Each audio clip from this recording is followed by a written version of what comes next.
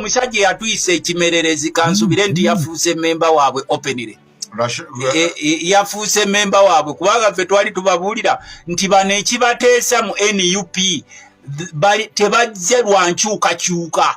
Oyo yakakyusa ebibiina bimeka oyo kozi yakakyusa ebibiina bimeka anti nkugambe yakakyusa ebibiina bimeka era tandika okumbulira wazaakyusa buli kulonda nga kutuuse neweru ogwo naye mukisa gw'osanga naye waafunira niye nganze ku bizibu ebiruba bannayuganda aba arts teacher bagenda kwekalakaasa abasirikale basula bubi abasawo basula bubi the other day nalabye justice omulamba owa constitutional court ng'akaaba nti emulago naye yatuuseeyo baawe gye yafiiridde n'agamba agenda kuwandiika ekitabo nti mulago is a monument kakati tuli eno abalimi tebalina birime byabwe tuli eno mu palamenti ya Uganda Museveni akutte 465 billion aziteereddemu pineti tubuuza piuzi pineti kati ezo ze question ze twali badde twogerako sikwogera ku bano these are minor things nga bobeera waka ne mutandika okuzanya ku mweso nga temulina byakola with the public nga bobalaba kati gwe bwe oyimiridde awo ddala ng'oli wa byabufuzi ng'oyimirira wali mpuga e president w'ekibiina kyo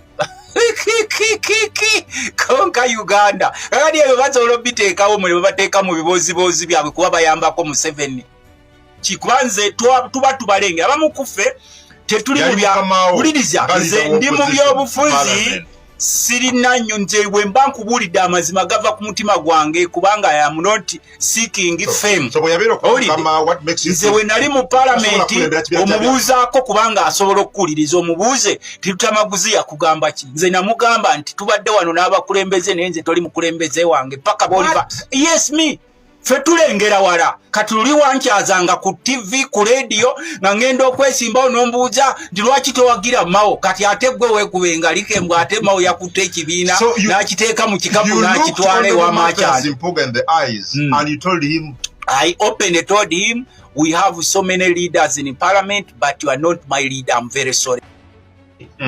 Museveni had created his own opposition ngera yajiwa n'ettamu ze zimu opposinga so okuba nti bano bagenze wa genocide era ffe tusaasira honorable Sebamala president waabwe bamuyita de facto president Sebamala ayagala obwa president mukulu Sebamala kakati olina okumanya nti DP is one of the properties of the state.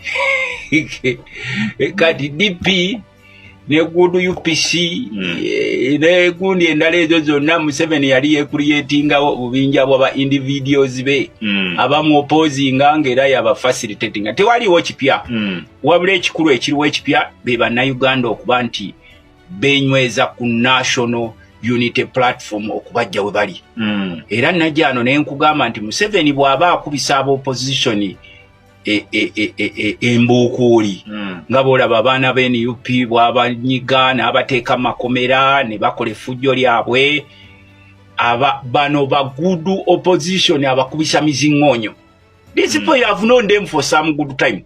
They are dealers, political dealers. They have been there. They have been playing their tricks, political tricks. Nga mubategeera ngera mulaba. Kati buli woyingira ebyobufuzi nga tolina mulimu gwo gwankalakkalira. Nga ate ebirungi obyagala. Awo bw'olina okubeera. Era nze ensonga lwaki olaba nteroga bana mwekalakaasize mu nnimiro ebiseera eri baasooka ne bagamba nti akasajja kaluta maguzi Museveni alabika yakagula mu kifo ky'okukeeranga n'eddoboozi erigamba mwekalakaasize ku nguudo nasooka nga nkimanyi nti there will be a time Museveni nga alina opposition ye nga tekikyamwetagisa na kumwetagisa nga lwe yakozesanga Bambega kati era ne Bambega banyiivu nnyo kubanga directs talk to his opposition eri kati wano bw'alaba president Kyagulanyi ng'azze n'alaba emizannyo gy'azanya n'agamba ono waddala era njagala kuwulira bukya Museveni asisinkana opposition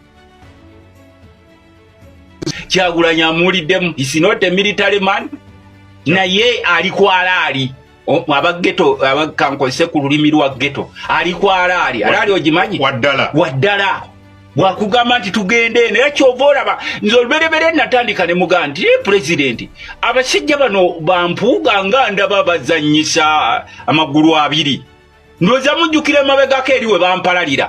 Lutamaguzi simanya abaganda tebagalisha ne muga nemba buja ne sino sibi abaganda butagaliza kubane bwe mugamba nti baganda amanya gaabwe sigawulira nnyo wano mu Buganda tegaliwo. Naye nga wantu baffe bakabaka tubamanya. Bantu bakabaka. Tebagaliza abaganda tebagaliza bale no. Nze waliwo kyenengedde. Kakati nange basobola okunetondera. Ni ateka wa mawulire bagati bano temunaba kubategeera ffe tubeera ku sini wali kye tulengera nenenga ate omusajja ono mumulaba wataddeko entalabuusa akeera n'ayaziina naye mwali mukebedde obaddala yatoola shahadu eva ku mutima gwe mugenda okukebera omusajja nga tebamukomolanga na kumukomola kati bano abasajja bazze bazanyirako Museveni emizannyo gye kuba Museveni bwe yajja wano yakola pulaani ye gye bayita 50-year master plan eyo yagituukiriza ey'okulaba nti asuppressinga Buganda ettaka ly'abantu lyonna balitwala n'erya gavumenti okulaba nti obugagga bwonna bwabwe okulaba nti emirimu gyonna emisava mu gavumenti gyabwe era bwe bakubuuza wano nti olinayo DPS omuganda gw'omanyi mpaayo ba DPS abaganda babiri b'omanyi oba abakyoli ojja kwetooloola weetooloole kigwa omukubbo gwe muwagizi waabwe wa Piero Yukungu ojja kwetooloola nawe nkugamba nti wa Piero yu nawe ng'okyusa feesi ojja kumanya bakwasosietinga ne basement zizaabwe kakati ffe twamanya era ensonga lwaki olaba nze setera kunsanga mu meeting nozo badde tondaba nga mwogera ebigambo ate bana abasajja tebabeera mu meeting nze I hate to pretend omusajja wange omu yansomesako eyo o Harvard in fact mukwano gwange omu yayongedde nankene nangamba nti bw'oba oyagala okubeera successful mu bulamu basobola okuteeka ku listi zaabo be baagala okutemula ne bakola ki naye bw'oba oyagala okubeera successful mu bulamu bw'ensi ne bw'onoobeera toli mugagga nnyo please hate what they call pretense. Abana bonna abasajja bazze ba pretend. They get Museveni's money day and night. They pretend.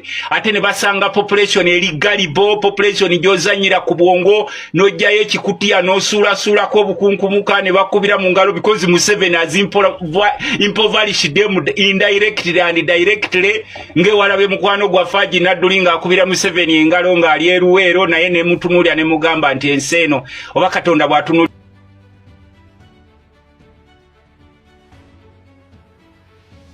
byabasajja abakulu banala alaba oninga mu bigambo bya Museveni nga ze bine ebyokumokinga bana Uganda n'abaganda nga bali ekololo ne abagoberezi bawe so kakati I am not surprised gwegwe ne unyali surprised ndi genocide yakutte Mao n'amuyita genocide kati yasalira wodi nedda Mao mwana mu lujja lwa Sale Mao mwana naye abaddayo kira TV wali obaddeko ewaka nga abakozi bo bakusinga obukulu naye nga bakuyita muzeeyi nga ne bakadde bo bakuyita muzeeyi ewaka ng'ozeeyo kati tobanga gw'oli n'ettooke Museveni kye yasooka okukola wano kwe kwavuwaza bannansi n'abateekera ng'ebipulogulamu bino ebibaguumaaza you go to Busoga sub-region abasoga baali bagagga go to Baganda here the Baganda ngozanyira otya ku Muganda wano ngovudde joba ne kakati anti uliriza anti kakati kati gwe bosyanga nga Faza agamba omusamize tukolagane nga bayimiridde ku ssabo ly'omusamize Faza ayimiridde ku ssabo ly'omusamize ngagamba tukolagane gwe ng'omukirisitu osooka kulowooza ki ikifaso nedda on what terms genocide musuubuzi tokimanya ekyo Mao mu abyabufuzi kuba simanyi business ya Mao ne business ya Mao gy'omanyi gyakola oba kyembazi ze we ziri mpulira looya alinga ambidde bonna balooya mbidde gwokyaza wano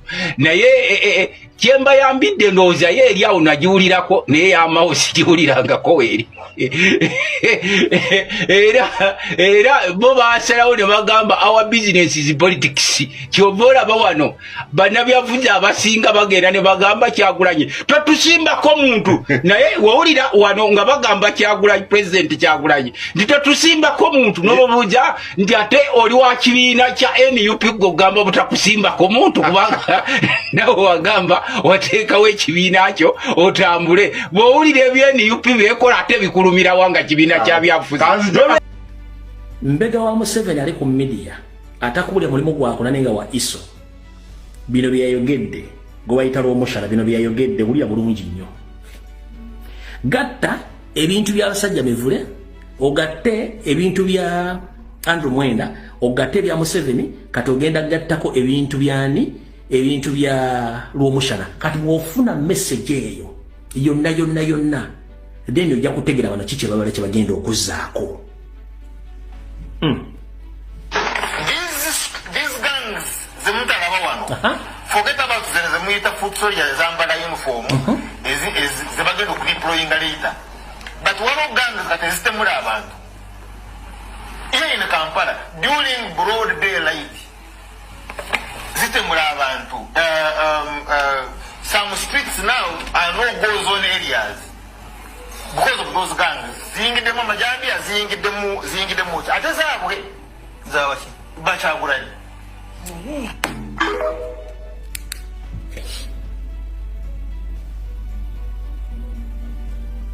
Okiwulidde mukulu information jempo olwalero lesa nandibadde nkola program muli Mbulange Mmengo kyenkola wano ngezaako ku exposinga Museveni n'ekijja ngezaako ku exposinga Museveni n'ekya planninga opya bulungi nnyo kubanga bino byenkola Kampala tosobola byogererayo nze ali mu diaspora nze ngenda byogera to expose Museveni nkugatira video munage boba toyina buwongo video lero gireke ojja gisanga oluvannyuma wano kulaba tojja gitegera gireke kyenkola nkugere mu Uganda tosobola kikolera era tosobola byogerayo kuba ina information eri crucial nnyo kati Wuliira kankadde munka kuzanyire kano ogatte video zonna Wuliira these gangs zimutalaba wano. Forget about the Muita foot soldiers zambala uniform zibagenda okudeployinga later. But one of gangs that is zitemula abantu. Here in Kampala, during broad daylight, zitemula abantu. Some streets now are no-go zone areas because of those gangs. Zingidemu amajambi, zingidemu ate zaabwe zawaki bachagurani.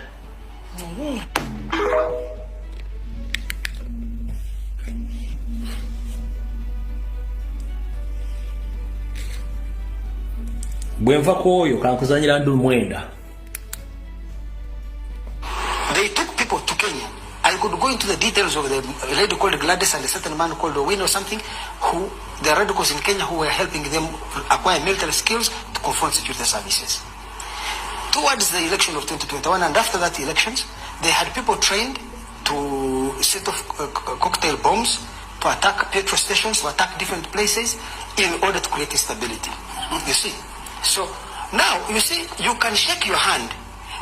The moment you don't listen to the other party and where he's coming from, then it becomes difficult for you to bridge the gap.